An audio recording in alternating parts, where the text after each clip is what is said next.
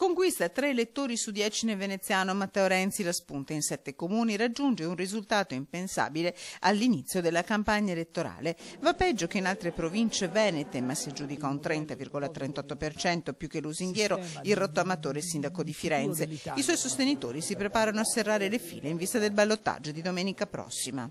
La percentuale che abbiamo raggiunto nella provincia di Venezia era una percentuale che forse al giorno in cui ci siamo costituiti come un primo comitato era impensata. Vince in 7 comuni della provincia Matteo Renzi, tutti di centrodestra, a San Donà di Piave, nella roccaforte leghista del sindaco Zaccariotto, come nella leghista Fossalta di Piave, a Cintocao Maggiore, Pramaggiore, Concordia Sagittaria, Scorzè e Pianiga. Buone anche le affermazioni a Salzano e Noale, dove Renzi perde di 3 voti.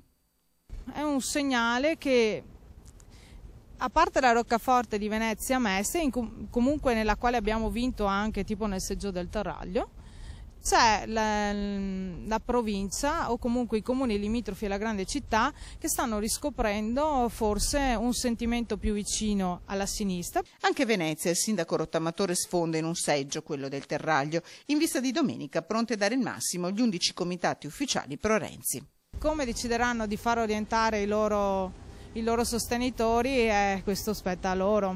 Io spero che ci sia la libertà di scelta, nel senso che chi ha sostenuto Nichi valuterà se sostenere Bersani o Renzi e lo faccia in piena libertà.